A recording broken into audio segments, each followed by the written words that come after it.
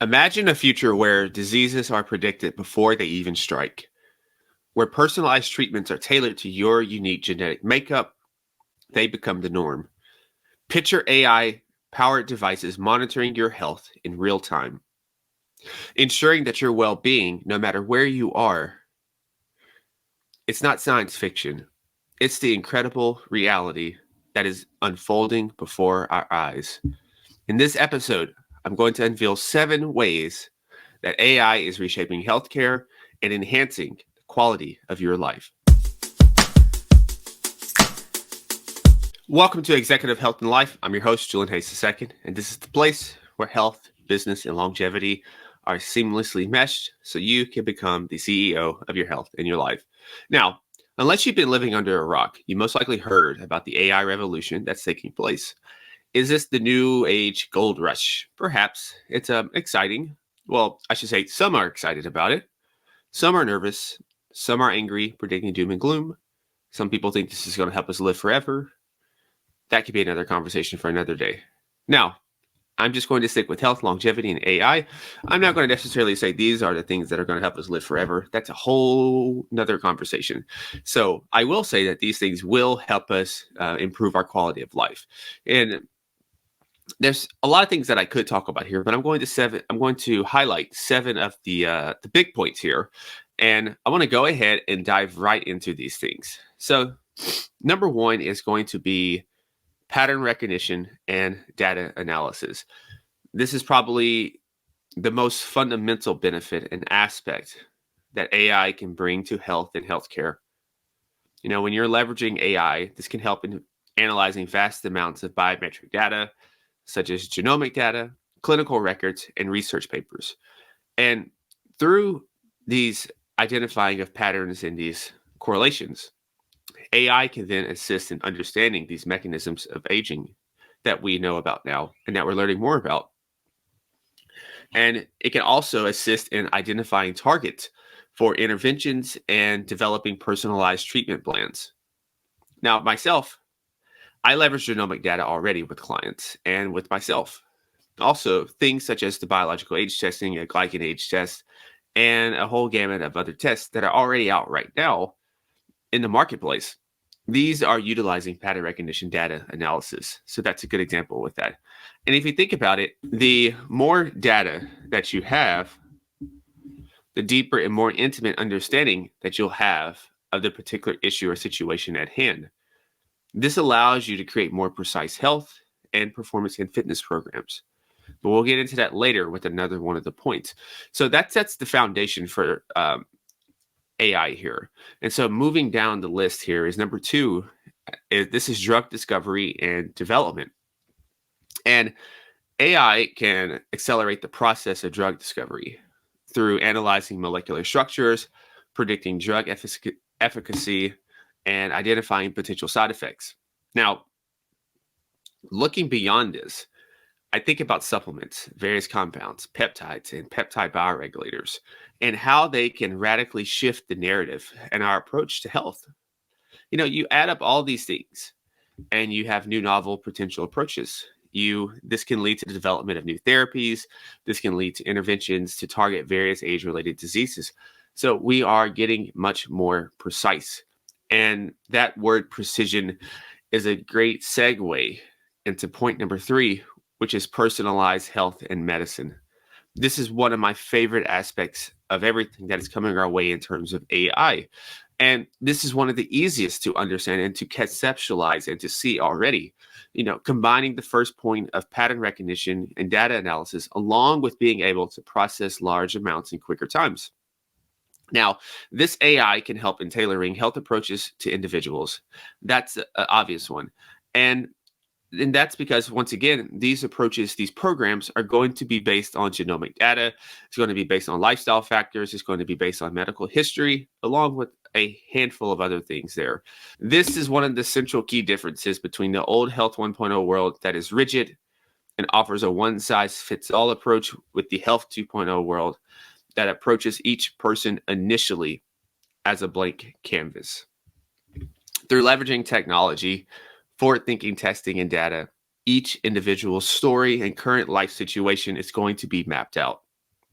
And only then do you start to craft and orchestrate a plan.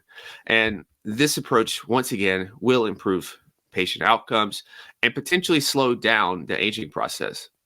And not to mention that this approach is much more efficient, it's much more effective. But there's one key thing here. This type of approach requires that you slow down in order to speed up. Now, point number 4, disease prediction and prevention. And this is a big one. This is a huge one here. When we have AI algorithms and you have machine learning techniques, these all have the ability to analyze vast amounts of health data. Once again, this is your genetic information, this is medical records, this is different lifestyle factors, and this is different environmental data. Now, by identifying these patterns, by identifying these correlations within this data here, AI can predict the likelihood of individuals developing certain diseases, detecting early signs of illness, even before symptoms manifest.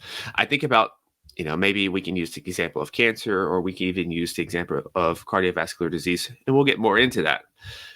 And early detection here, it's going to play this crucial role. It's preventing, it's effectively treating these diseases before they can really manifest and spread throughout our bodies. AI's predictive capabilities. Healthcare providers can intervene earlier on. They can enable timely interventions, and they can ultimately have these preventative measures at their disposal. Now, I'm in the early stages right now of actually researching a company, and I'm thinking about using their products or seeing a way if I can partner with them and have them available for people. And I'm going to have an interview with their CEO down the line soon. And they're revolutionizing blood tests for cardiovascular diseases through leveraging artificial intelligence. I think that's very cool.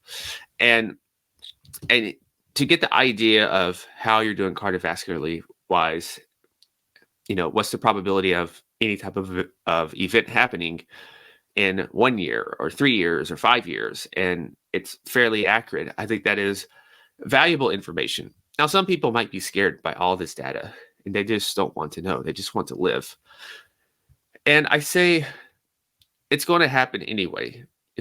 And why not know about it when you could do something about it early on and not have to deal with a lot of the emotional pain that comes along with this?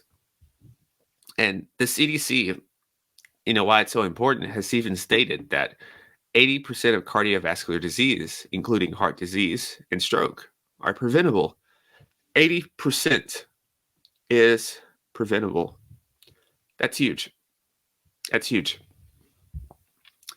Early detection and prevention diminishes unnecessary procedures and related side effects that comes along with surgeries and various medications. And it's going to, once again, improve patient outcomes. I have been hammering home the notion of improving patient outcomes because quality of life, first and foremost, is at the pinnacle and the reason why all these initiatives, all these different types of compounds and supplements and interventions are even needing to be introduced in the first place. So this type of movement in reality helps individuals also make informed decisions about their health, helps them adopt proactive lifestyle changes, and it helps them potentially avoid and delay the onset of age-related diseases. Healthcare systems, most importantly here, can shift from a reactive to a proactive model of care. Will they do that? I don't know. That's a lot of money being lost, right? But we can hope with that. But I know individuals can. So that's good enough for right now. Even if the system at large doesn't want to do that, the individuals have the power to, the autonomy to, and that's a start in the right direction, in my opinion. So instead of solely focusing on treating diseases after they occur, AI can enable a more preventative approach, reducing the burden of healthcare resources and improving, once again, overall population health. So the fifth one here is something that we're all familiar with. This is remote monitoring and telemedicine. Now, advancement in AI and different technologies has led to significant progress in remote monitoring telemedicine. I mean, we are very familiar with telemedicine now. After the last few years, a lot of people saw doctors and did consultations and all sorts of things in telemedicine. So that's not a new concept right anymore, really. And this is once again transforming the way healthcare is delivered. If you lived in an area that doesn't have particularly good doctors for the type that you want, now you have that thanks to technology. Remote monitoring, though, this is a fairly new one. This is wearables, but this is also, it can be a little deeper in detail as well. This is going to involve the use of AI-powered devices and sensors that can collect and transmit real-time health data from patients in their own homes or other remote locations. That's a big picture-wise. Wearables can do this on a smaller scale. Now, telemedicine, just once again, it's fairly familiar with everyone by now, but it's refers to simply the overlooking the provision of healthcare services through video consultations and messaging platforms and phone calls. So that's a high-level overview of that. Now, remote monitoring allows healthcare providers to continuously track vital signs such as your heart rate, your blood pressure, your glucose levels, and more. The beautiful thing about that, I said healthcare provider. You can do this now with yourself. You, without any of their permission, you can track these all now. That's a huge thing. And these AI algorithms can analyze this data in real time.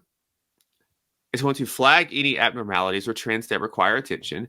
So this proactive monitoring enables early detection of health issues, allowing for timely interventions and reducing the need for hospital visits or emergency care. AI algorithms can assist in medication adherence by simply sending reminders and alerts to patients, helping them stay on track with their prescribed treatments. I know this is something that I had to deal with different family members, helping them remember to take their medications at a certain time, with water, with food, without food, and something like a little nudge in the right direction to do these type of things, even with something that's not medications. Maybe it's supplements or something like that. That's helpful. So remote monitoring and telemedicine has the potential to improve population health by enabling public health officials to track and respond to health trends in real time. Now, that might sound scary to me sometimes as well, depending on who are the people that are actually tracking and responding. So this is something that I'm going to address toward the end of the episode about this, because this is all not sunshine and rainbows, because he who wields the sword has the power, and depending on who that is, that can be not so good. So I do have that in mind for those who are listening and thinking that, well, who has control over the data, who owns my data, who's looking at this, and those kind of things. Nevertheless, though, these AI algorithms, because once again, they can analyze these aggregated health data to identify disease outbreaks, monitor the effectiveness of interventions, and inform public health strategies. So the sixth one here, this might be my favorite one, and it's so cool. And so this is robotics and assistive technologies. So this one may get a little out there, but let's just allow our minds for a second to wander, to just imagine. And when you start imagining and wandering, more often than not, these types of possibilities are closer than you realize. And if you think about it, everything does start with a thought. The thought is the seed that has the manifestation to actually grow. Now, robotics and assistive technologies are transforming the healthcare landscape by providing innovative solutions to enhance the quality of life for individuals with disabilities, injuries, rehab, age-related limitations, or simply for individuals who want to be optimized and enhanced as much as possible, no matter how many trips around the sun they have taken. That's my philosophy. I recently turned 37, and I said, I want to get more optimized and enhanced. I want to top 36, top all the feats I did a year ago, top some of the feats I even did a decade ago. That's my philosophy, and I see all these different technologies coming in, and I see why not we all can't do it. But anyway, I'm getting off topic. For this point here, though, there were 7 cool things that I recognized and I really enjoyed researching and gathering up. So I'm going to share those. Actually, I will mention all of those, and then I will break each of those down. So there were robotic surgery, rehabilitation and therapy, exoskeletons, social robotics, cognitive assistance technologies, home automation and smart assistants, and prosthetics and orthotics. Now, let's break those down. Robotic surgery. Surgeons can start to utilize robotic systems with enhanced precision, stability, and dexterity to perform minimally invasive procedures. This is beneficial because it can reduce pain, lead to faster recovery times, and improve surgical outcomes. This is also very cool to me personally because if I stayed in medical school, I wanted to be a surgeon along with doing a few other things. But I wanted surgery to be a part of my life. So I really found this cool, even seeing some of the videos on this. Now, the next one's maybe not a sexy topic, but it's a very important topic, and that is rehabilitation and therapy. Now, assistive robots are being used in rehabilitation settings to assist patients in regarding mobility and strength.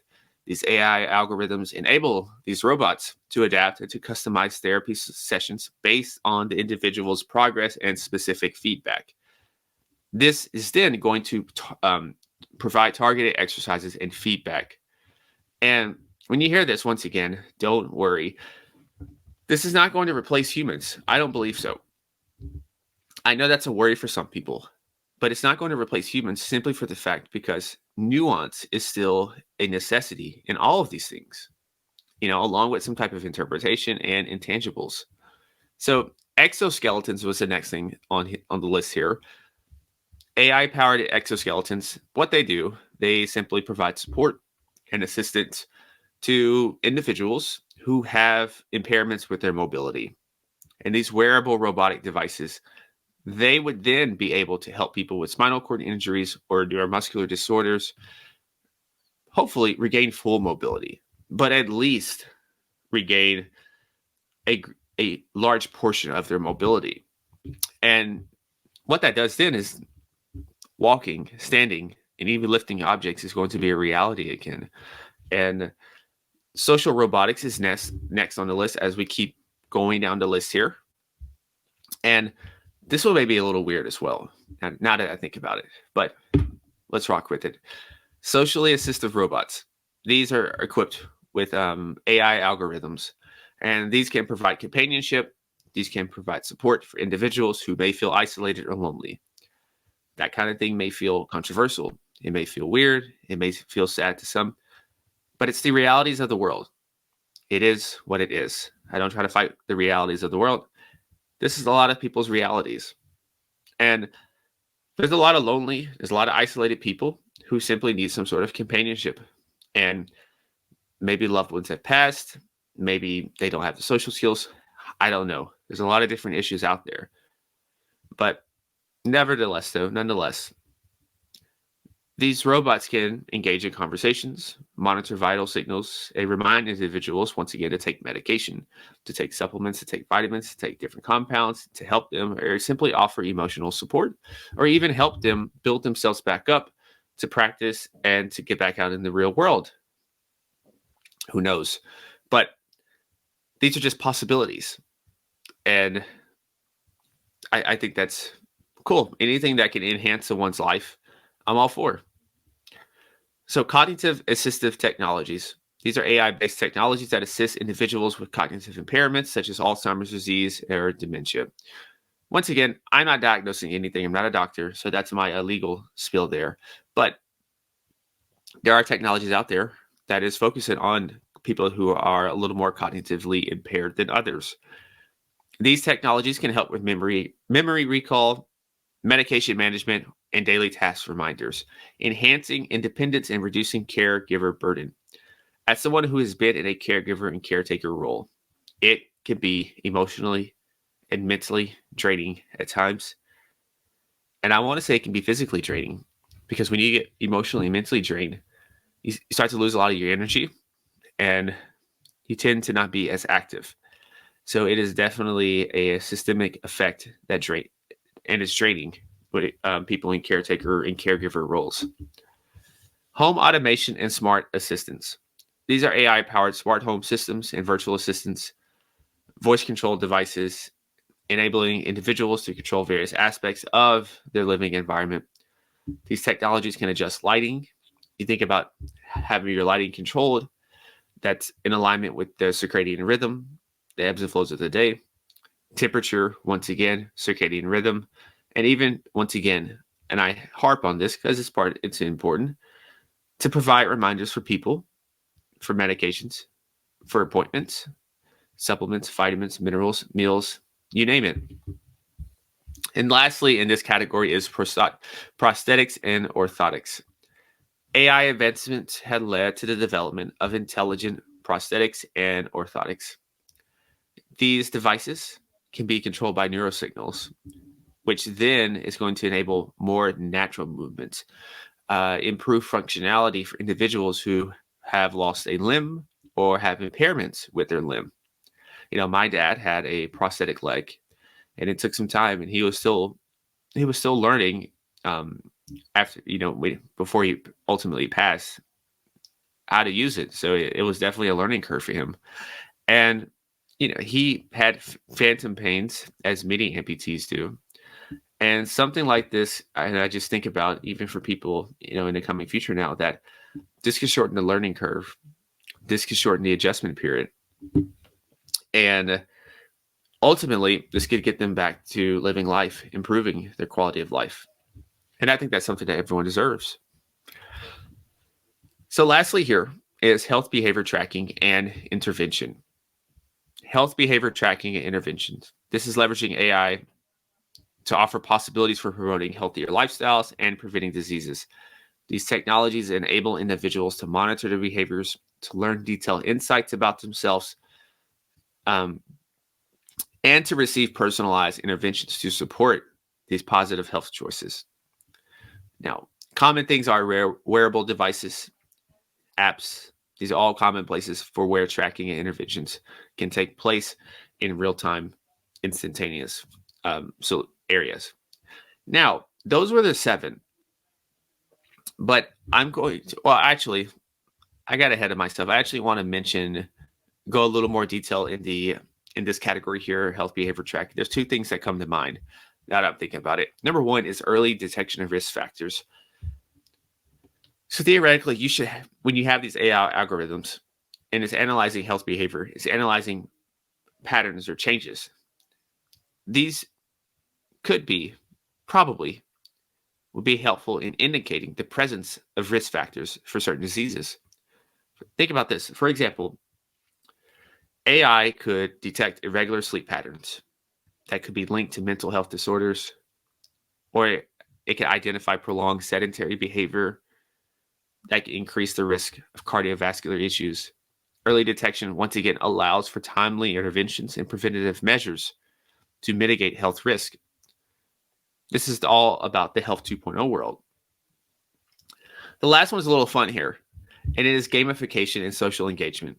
AI-driven platforms often incorporate gamification elements and social engagement features to promote healthy behaviors. By turning health-related activities into fun and interactive experiences, individuals are more likely to stay engaged and committed to their wellness goals. Social features allow for sharing achievements, challenges, and support with peers, fostering a sense of community and accountability. Now, as we get ready to land this ship, it's important to keep in mind that this new era is most definitely not a utopia. It has some potential drawbacks. It has some potential issues that must be kept in mind. And there are a couple points that come in mind when I think about this regarding ethics and responsibility. I have 7 listed here, 7 topics, 7 areas that must be kept in mind. I'm not going to go into detail on these. Number 1 is privacy and data security. 2 is transparency and explainability. 3 is explaining biases and fairness. This is monitoring and regular auditing. It has to be a necessity. Number 4 is informed consent and autonomy. 5 is regulatory compliance. 6 is interdisciplinary collaboration. To ultimately reach your potential, collaboration across many different segments and industries is going to be a necessity. That could be a lot of red tape. That could be a lot of bureaucratic issues. So this is something that has to be considered, needs to be ironed out. And number 7 is continual evaluation and validation. Now, this has been a lot of information and shared in this episode. It's been a little different. It's not necessarily an episode where you're coming away being taught one concept. You take this back to your business, take this back to your day-to-day life, apply it to your health and fitness. But I think nevertheless, though, this is an episode that is necessary because the world is changing. The world is changing rapidly, whether we like it or not. It's going to continually to do that. To fight it is only to bring suffering to yourself. So it's to accept, adapt, and be ready to play the new game that's coming along down the line. But also, when you understand the rules, you understand what's coming along the way, you're better able to adapt. You're better able to integrate these things into your life to improve your quality of life. And that's kind of how I think about this. A lot of these things is going to improve individuals' health in ways that they cannot imagine. It's still not an excuse. It still doesn't mean that you don't do the fundamental things, the basic things every day. You still have to do that. This is not a miracle. This is not a miracle device or cure or pill or anything like that. You still have to do the work. This is just going to enhance every facet of your life if you're doing it the right way. So to recap those, number 1 is pattern recognition and data analysis. Number 2, drug discovery and development. Number 3, personalized health and medicine. Number 4, disease prediction and prevention. Number 5, remote monitoring and telemedicine. Number 6, robotics and assistive technologies. Number 7 is health behavior tracking and intervention. So as always, this is a lot of information. Any questions, anything you want me to talk about, feel free to reach out. If this episode or any episode in the past has actually been of value and benefit, then head over, leave a rating and review. I never even think of mentioning those things. But anyway, until next time, stay awesome, be limitless, and as always, go be the CEO of your health and your life. Peace.